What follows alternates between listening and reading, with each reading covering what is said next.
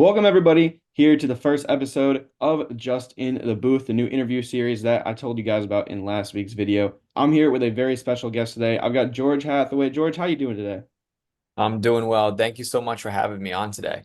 Of course, it's a pleasure to have you on the show. For the audience, for the guys who don't know George, we'll kind of have you introduce yourself here a little bit. Tell us who you are, kind of what you do as well. So as everyone knows, I'm George Hathaway. I'm a recent graduate from Dean College in Franklin, Massachusetts. I graduated last year, which is kind of crazy to already think about how like time flies already. But yeah, I graduated with a degree in sports broadcasting. I did a lot of that in college as a president of a few clubs as well. And I was able to really get hands-on experience. And then, post college, I've been working a lot with Connecticut high school sports, broadcasting a lot there. Especially high school basketball is a lot of fun. And basketball is a big passion of mine. I played it, I coached it growing up, and now I get to broadcast it, which is a lot of fun. And I also do a lot of writing for UConn men's basketball for a website called House Enterprise. And what I do there is I cover UConn men's basketball, which has been a lot of fun recently.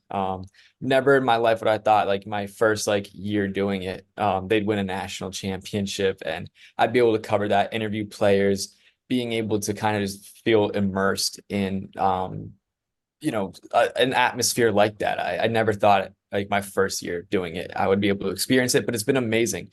It's been probably a great experience. I've met so many great people and I've learned a lot throughout the way as well. Yeah, I can imagine a first year national championship has got to Yeah, be something you can't even describe that feeling. I mean, that's going to be so cool to have that happen your first year doing that. it is. I remember in November of 2022 when I first started, I wrote an article and I was like, this is how UConn can win the Phil Knight Invitational. And I correctly predicted that they were going to win and like how they would and how these players were going to be so important to their success. And then they just kept winning. And I was like, oh my goodness, this is actually going to happen. And I didn't write an article once March Madness hit. And I was like, okay, I'm not going to say how they can win the tournament. I'm not going to jinx myself because if I wrote an article how they're going to win, what they can do to win a national championship, they're not going to win. And then I'm just going to look foolish. So I was like, okay, I'm not going to write it. I'm just going to write a lot of game recaps, previews, stuff like that. And then they actually won. And I was like, oh my goodness. I was like, this is so cool. But yeah, no, it was so much fun because I was able to cover them. And I remember I was their send off. It was like right before they're about to leave to go to the Final Four. And I was talking to Donovan Clingan, which was the coolest thing ever. Because being from Connecticut and then seeing a kid from Connecticut also kind of grow up in the high school sports, being able to play and then go to, UConn, the state school, and then have a chance to win the national championship was so cool just to kind of talk to him about that. Because a year prior, he won a state championship for the state of Connecticut for Bristol. So that was kind of cool. He won a state championship and a national championship, both, within a year. It was so cool. I got to talk to him and I had to look up to him. It was like the craziest thing ever. Usually when I interviewed people, especially like the high school athletes, I'd be eye level at them or like looking down at them. And this is a 7'2" center that I was looking up to. And I was like, oh my goodness, my neck's gonna break. It was so cool though. And now Klingen's worked his way into NBA consideration. I've seen lottery Yes. projections for him. I mean, some NBA team is going to get a really, really good player and a really, really good person as well. They really are. And as much I would love to see Klingon stay all 4 years. I think there's some things he does need to develop. I think it's his footwork, especially down low. And I would like to see him healthy. He had these injuries early this year. September, he had the foot injury, and then he re-aggravated it come December. So he was gone. He was out for like a good 4 weeks before he really started playing into the new year in conference play. So I would like to see a full year healthy of him actually starting because him and Adama Sanogo last year were crazy together. You would have a great center in Sanogo be dominating you down low. And then here they're like, oh, cool. I can get a deep breath. Sanogo's out of the game. And then here comes a 7'2" freshman center that's a big body too. And you're like, oh, great. Now I got to go guard Donovan Clingan. And he's worked his way into a great starting role. He's an asset to this UConn team. I would love to see him 4 years. I mean, that's just me being selfish in it all, but he definitely will go a lottery pick and somebody will be happy to have somebody, especially see how the NBA has evolved lately. a lot of these big centers are coming in the NBA, and to see like Donovan Clayton against Victor Wembanyama would be like unreal. Like who would have ever thought of that? Yeah, that I mean, that's got to be cool for you, right? These guys that you get to interview, then go Mhm. on and make it to the league, and you get to, interact with them and know that you had interacted with them in the past as well as watch them now make that jump. I mean, that has to be just kind of a cool thought in your head that pops up when you see these guys go on to the next level. It is because I talked to Jordan Hawkins and when he was at UConn, and then he went to the New Orleans Pelicans, which is a team I like. I root for the Pelicans, along with the Celtics, but I like Zion and I like a lot of those guys in New Orleans. So to see him then go to a team that I also like is just so cool. And just to see these guys kind of develop and grow because I saw, Hawkins in college. I watched him for a year play, and then I'm like, wow, he's going to be a great player in the NBA. And now I'm seeing him also grow his game at the next level. I'm like, this is exactly what I saw in college. This is how he's going to be playing. And it's just so cool to see these kids live their dreams too and be able to just come back. Like Andre Jackson came back, Hawkins has come back to UConn, and it's just been so cool to see all these guys live their dreams, be able to go on to the next level, and then just know that like I had these interactions, which is so cool to me. Especially my first year, like out of college, getting a degree, and then I'm just like kind of thrown right into the one of the craziest times of year in March, and it's just like boom, it hits you. But luckily, I felt prepared.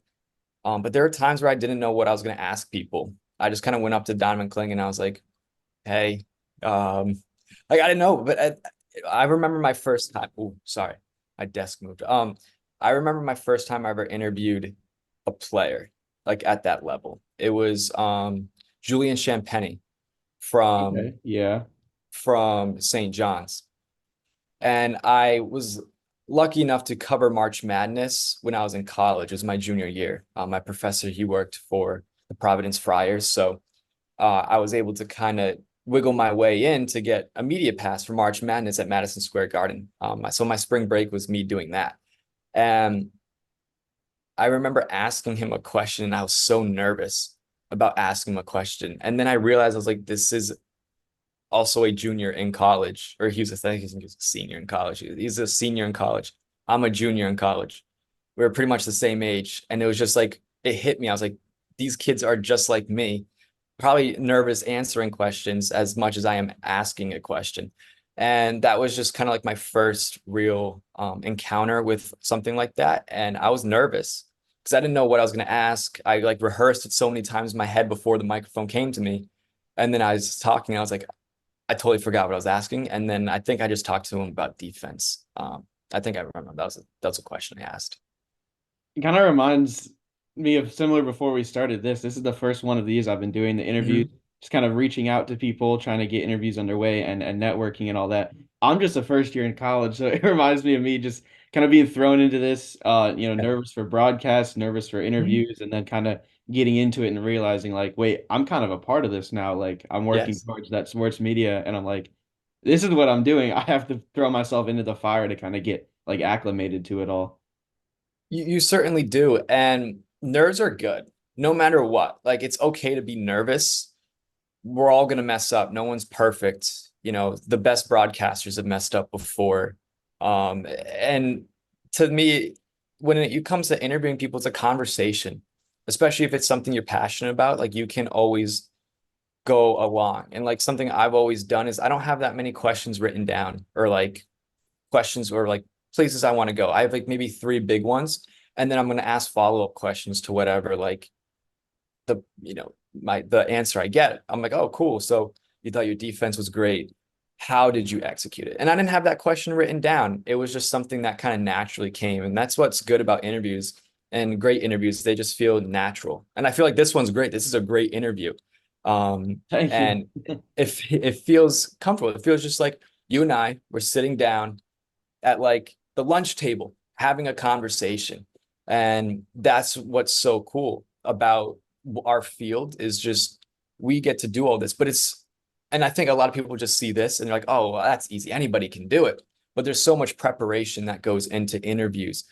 you have to do your research on whoever you're interviewing. Then you have to think of questions, and then the chemistry, that's also important too. And it's tough at first. You're going to get a lot of no's, especially when you're asking to interview people. You'll get no's, you'll get yes. And then I think the no's, you learn from it. You're like, okay, come back in a few months, ask the same person again, and then you just keep asking because you're going to get no's. I get told no a lot for a lot of things. If it's jobs, if it's interviews, whatever it may be, you're just gonna, it's the nature of the industry. You're gonna hear no's, but always take advantage of those yeses, because that's how you're gonna network. That's how you're gonna grow. And then when you network, you get to know that person. You build a relationship with them, and then you meet their networks, and then so on and so forth. You just kind of keep building that credibility for yourself to the point that you become more well known, and then you grow your following, and then that's just kind of how you're going to get opportunities. And then once you get those opportunities, you put that on your resume, you make your broadcast reel, then you kind of just kind of fine tune it all, and then that's just kind of where hopefully it all kind of falls into place. Yeah, I mean, I think that's one of the coolest things about the whole sports media industry is just how many people you get to actually meet and interact with. And there's so many cool and interesting people who have all these different experiences you can kind of take things from, learn from, and use that to help yourself in your own network as well. Yes, when I was in Madison Square Garden covering like March Madness, the Big East tournament in particular, I had no idea what I was doing. I was a junior in college, no idea, knew nobody. I just knew my professor. That was it. Then what's nice is like they have this media room, and like everybody is kind of like having lunch, having dinner, because we're there from 7 in the morning till games going to overtime, 1 in the morning the next day. Like I did games like that before. It was fun. But then I'm sitting down, I'm having lunch. John Fanta, eating with him. He's very well known on Fox Sports. Tim Brando, another guy who I've eaten dinner with, and I'm talking, I'm networking. I'm like, oh yes, here's my business card, my name, number, email, Twitter, whatever, and then we talk, and then I tell him about myself, and then it's like that elevator pitch that you have to go through. Like, this is who I am, this is what I've done, I'm interested in work, I'm very passionate, yada, yada, yada. And then, I build relationships with these people. So I have like John Fanta's phone number. I know Tim Brando, like I talk, and then Jeff Goodman. I actually ran into him. He does like Field of 68 with, all that stuff, big on Twitter. And I ran into him after he was interviewing somebody. I was like, hey, you're Jeff Goodman. He was like, yeah. And I was like, well, I'm George. And I shook his hand, got his number. And then he's from New England. So we grabbed coffee one day, since he lived like 40 minutes from my college. So we just grabbed it. And his daughter's also going into the sports field as well. So like we talked about that.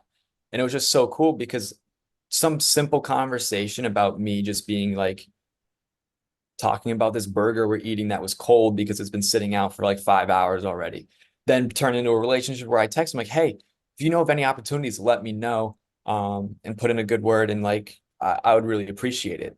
It's just those simple things.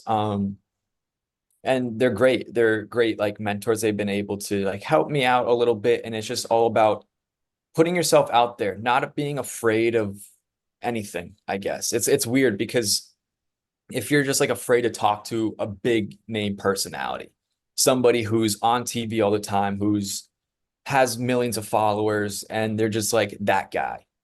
And you're like, I want to be like that. And then you're just like afraid to talk to him because of how, you know, not powerful, but like how like big they are. And you can't be afraid. I just think you always just take those risks, because then you're able to, you don't know what is going to happen.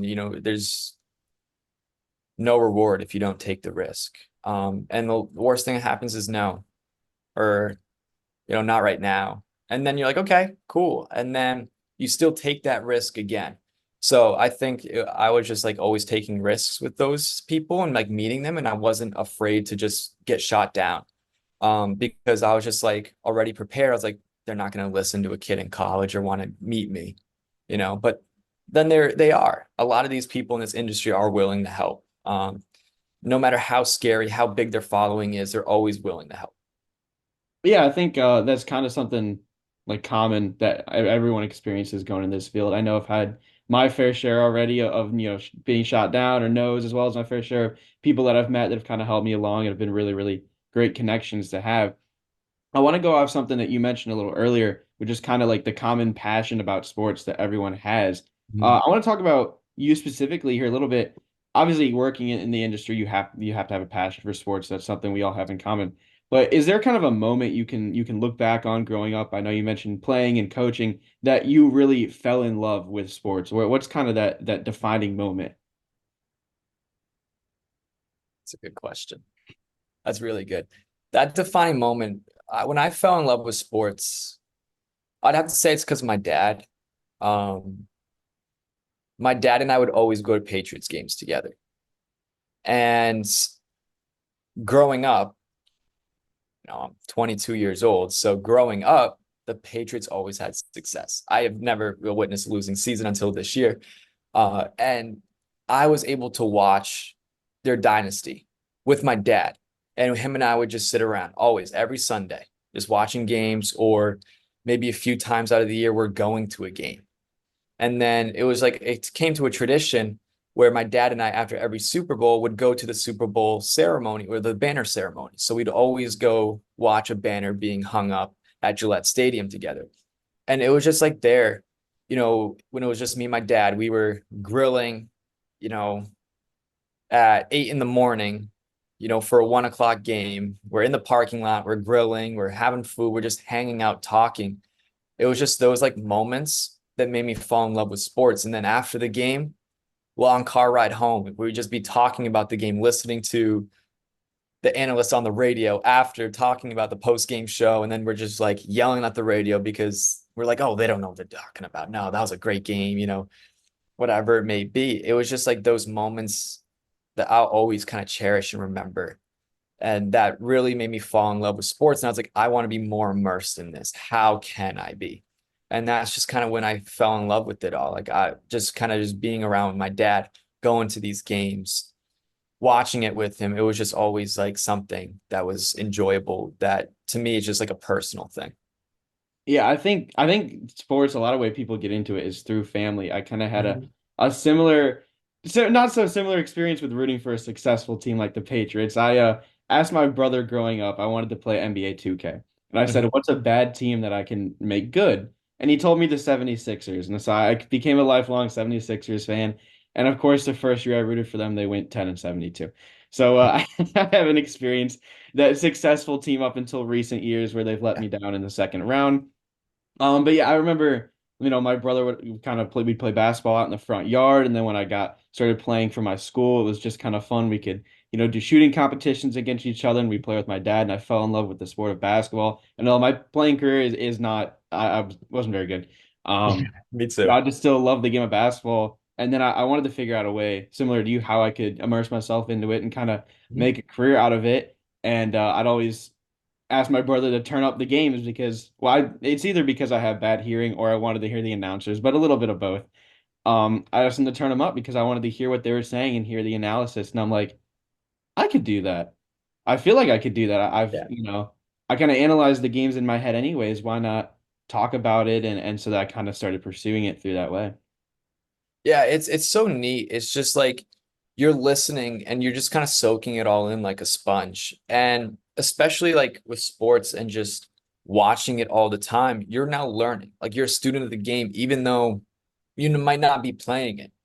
Um, and I learned a lot of X's and O's through watching analysts, cover it. And then I use that into my coaching, like when I would coach like middle schoolers.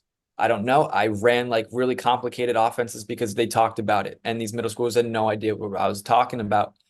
But I don't know. I made it fun for them because I think one of our plays was like Sicko Mobamba. The kids were like, I just want you to call it that. So here I am on the sidelines yelling Sicko Mobamba, and everyone's laughing at me. But it was just so cool. And you get to make these memories for other people too. Like some of the most iconic calls ever.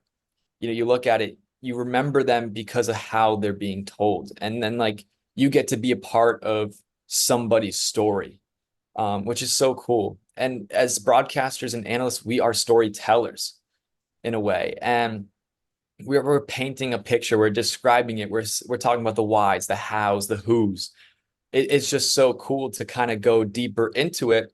And then you get into the stats, and then it's just so many different things that makes our field so amazing and separates us from everybody else because not every day is the same. It's not a 9 to 5. I'm sitting in the office every day.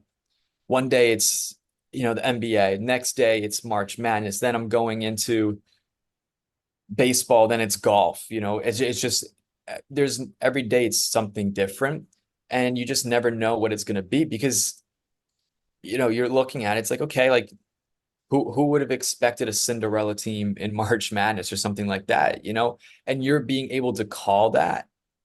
You're calling history, you're talking about history, and that'll forever kind of be a part of you, which is just so cool. And hopefully, like one day we'll be able to be talking about that too. Yeah, I mean the sports world is just so fluent. It's always changing. It's never it's always just molding itself into something new, which I think is so awesome. You had mentioned kind of just that fluidity, like one day it's NBA, the next day it's March Madness, the next day, baseball's around the corner, all that. So I wanted to ask you kind of with what you're doing now, what's a typical week look like for you with all that movement and all that change? Definitely a lot of movement. Um, and it's just being able to kind of prepare. I'm somebody who's I have like many calendars. I literally have a calendar on my desk right here. I have a desk calendar, written everything down, color coordinated. It's like that's just me. Then I have it written down on my phone where I'm gonna be when I even have it written down my travel time. Yeah, where I need to get places, get there early. Um, and and that's a lot of it all. And then it's a preparation. So I like to prepare for games if I'm broadcasting a week before in advance, and then just kind of making my spot charts, making all that. And then as the week progresses, I'll fill it in, more with the meat of what's kind of going on, what the points are, records, some cool notes, talk to coaches, some players. So I get to be able to do a lot of that, kind of filling in like the skeleton of my spot chart. And then if I'm doing multiple games in a week, it's a lot more different. There's like this one week when I was in college, I was broadcasting the Providence Bruins, which is the AHL affiliate of the Boston Bruins. So I broadcasted a hockey game. Then I went into a homecoming football game the next day. And I think after that was another hockey game. So I went like back to back to back. And like that week was kind of crazy for me. And it was just all about just being prepared, your time management. How are you going to be able to do a lot of that? Now like if I'm broadcasting sports, it's making sure my spot charts are good because I'm heading into now like the high school championships and stuff like that, division championships. So a lot of that is kind of happening right now where there's going to be 4 games coming up on a weekend. So how am I going to get that kind of ready? And then when it comes to the articles, again, another busy time of year. We're heading into like the end of, conference play, heading into March Madness a little bit. So then now it's just kind of adjusting into that, trying to figure out these storylines. What's going to be important for this UConn team? Is it going to be their health? They recently lost a game, to Crichton, whatever, those things happen. But then I'm looking at it, okay, I'd rather have it happen now than later. Boom, there's an article there's a storyline right there. It's just those kind of things that I'm thinking of. And then when I'm talking to these players, when talking to coaches as well for UConn, it's just then, okay, then I can build a storyline off of a quote from Danny Hurley, which there's many of those from Danny Hurley. I mean, he's a very, very excited coach. He's an amazing guy though. He loves to joke with the media. My first time interviewing him, I stumbled on my words and I kind of like was nervous because this is different from a player. He's a coach. He's a very, somebody who you're supposed to respect. He's also a Hurley brother. Bobby Hurley was famous at Duke back in the 90s when Duke went on that run with Christian Laettner at one of the most hated college programs ever. So I'm like thinking of all that. I'm like, oh my goodness, like this. is cool. And I was nervous. And then he made a joke. He goes, "You good, kid?" And I was like, yeah. Everyone was laughing in the media room. And I'm like, oh my goodness, this is on TV. People are laughing at me. And then I was like, then I felt okay because I laughed at myself and I was like, oh. And then he talked to me. He's like, "You did good." He goes, "I'm just messing with you." So that's what he likes to do. So which is nice because I think of everybody as Bill Belichick and that they're very short and everything like that. But no, it was great. So like with all that, it's just kind of coming up. Honestly, I forgot what I was talking about because I was like went off on a huge tangent there. But yeah, it's just being like time management, being prepared, and just kind of finding a lot of story ideas. Because again, you're a storyteller. The more the better. Yeah, I know you talked about like the just the UConn team with Dan Hurley and all the players and just kind of the vibe there is so good after last year's national championship. And obviously the fans, and I saw your tweets earlier of game day making its way Yeah. back to UConn. I unfortunately messed up with my bracket pick last year and did not have UConn winning. My bracket was a mess last year. So I want to see if you can give us some insight is why the audience should feel confident in picking UConn to go far this year. Obviously, you follow the team, you're close, you know a lot about the team. Yeah, what's some reasons we can feel confident picking them?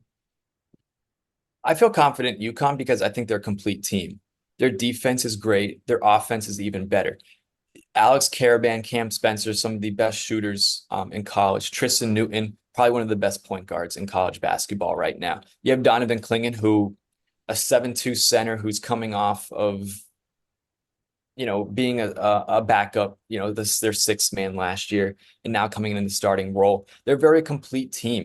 You look at their bench as well, they go deep. Samson Johnson, another tall, like 7 foot, 6'11" guy who can come off the bench and produce a lot of points.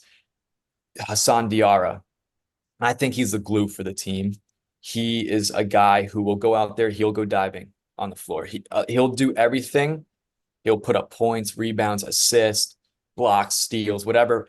But it's what he does that's off of the box score that is going to help this team. And I just love watching this team play. They play with a lot of heart and hustle. One thing that Danny Hurley didn't tell him last week was it was their first time being unanimously chosen for number one in program history. He didn't tell him. Why? Because he didn't want to get to their head. And he said that also last week. He doesn't want them being number one for so many weeks in a row to get to them. This is a team that is trying to be humble. They're coming off of a national championship. They're number one right now. They're one of the hottest teams, despite the loss to Crichton the other night. They win 14-1 in their last 15 games. Unbelievable.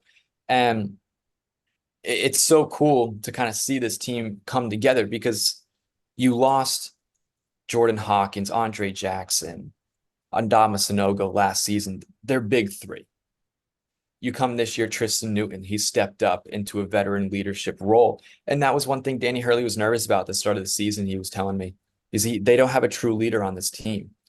You can't figure out who it's going to be.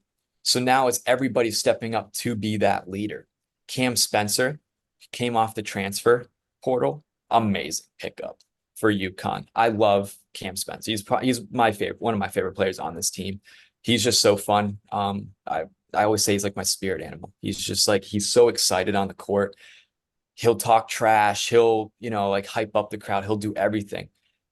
So I think UConn can go far. This is just like I said, a complete team, especially if they're going to be in the East region for March Madness.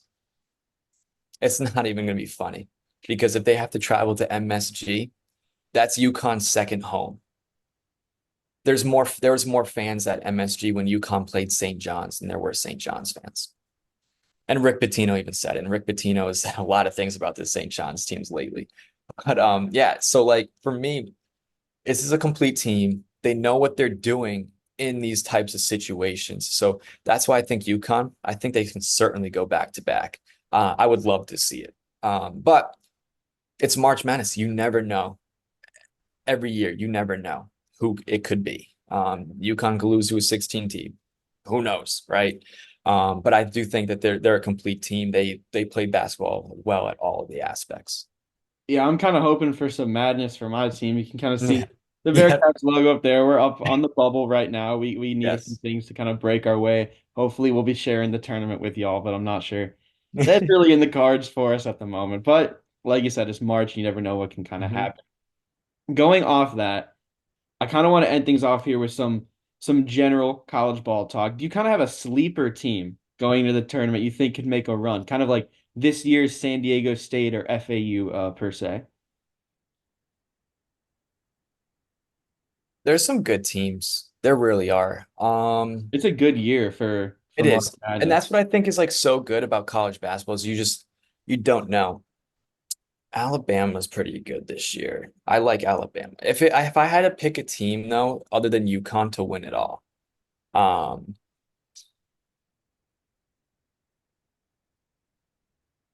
Crichton's a really good team.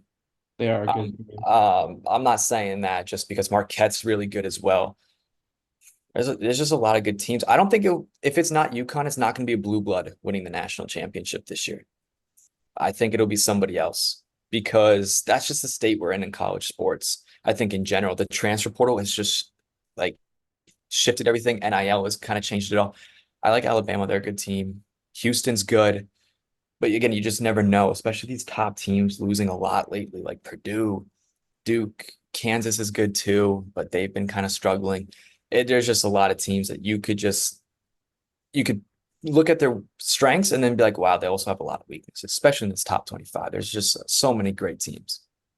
Yeah, I think I'm a big fan of Arizona this year over in the Pac. Mm, I know they just lost a home game to Washington State last night, but those losses are going to happen. Washington State's a yeah. really talented team, but I like the offensive firepower they play with a high pace. They're a good team. Caleb Love has been bowling out recently. I just kind of like the veteran leadership over at Arizona. But if I'm looking at like a real sleeper team, someone who's on the bubble right now in your conference, I like the Providence Friars. Devin Carter is such a Ooh, good player. nice. They fought through adversity, losing Hopkins earlier in the year. Josh Odoro has kind of broken out. I really, really like Providence to kind of be a sleeper this year.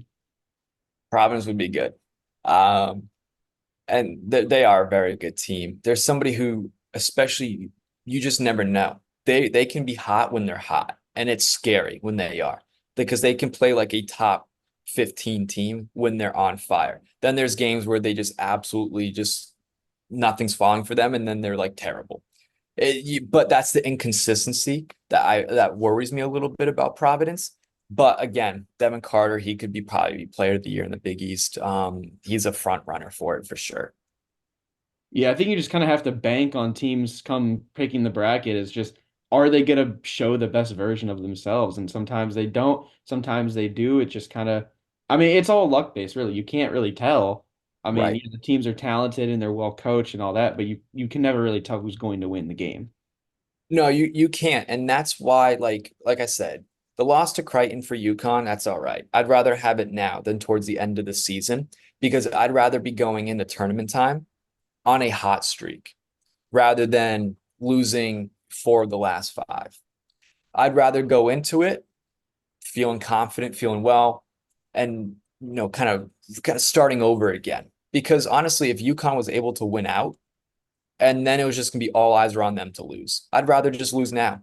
Get that off the pressure off your back.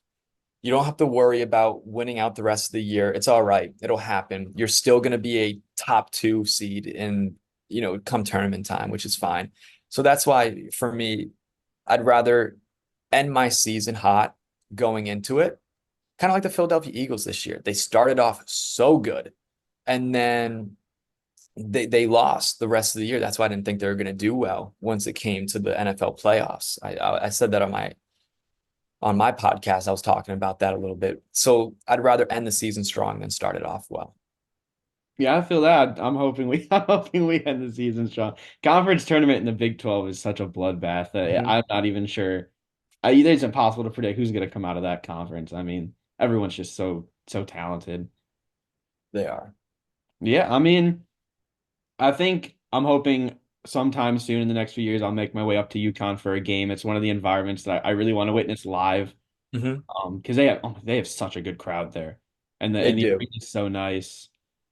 I mean, that's somewhere I'm hoping to make my up to soon. So No, definitely have to. Best pizza in the country is also in New Haven, Connecticut. I didn't say it. Well, I mean, I do say it all the time, but it's just a Connecticut thing. Everyone thinks we have the best pizza in the country. Dave Portnoy likes it too. So I guess if that's your standard, for your pizza ratings, there you go. But yeah, no, Gamble is a great environment. UConn is too. They're on the come up, I think, for fan bases.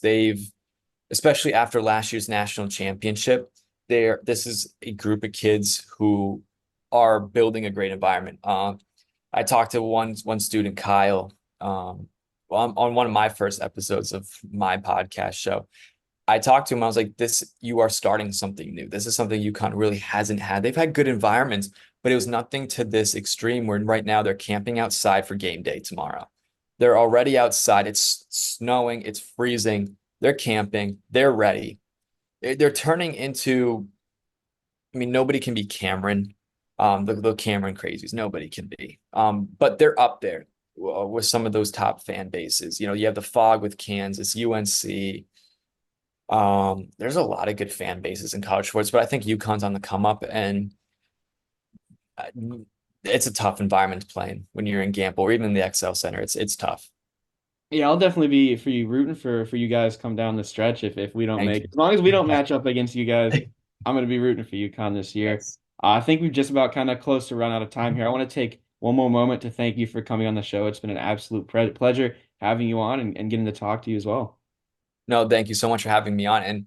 And listen, you know, there's going to be bumps in the road. There's going to be some tough times when you're like, okay, I'm hitting a little bit of a dry spell broadcasting. I have like there's times where it's for me, but always just take advantage of every opportunity that is kind of given to you because that can open up so many doors for you. Take that internship that is far away. I've done that a few times. Take that opportunity because you just never know what it's going to lead to. And you're going to hear no's a lot of times, but don't ever get discouraged on yourself because this has been an amazing interview. It really has. And definitely on the come up for sure. Thank you. It's great to hear. If you guys in the audience want to check out more of what George has to offer, I'll be sure to link everything in the description. He has his podcast, of course, the articles, and as well as Twitter. He's very active on there as well. My links are also down in the description. Everything is down there. Be sure to subscribe as well as turn on post notifications. Videos every week coming in 2024 is something I put on my New Year's resolution, and so far I've lived up to it. So hopefully that will actually happen. And yeah, I'll see you all in next week's video. Peace.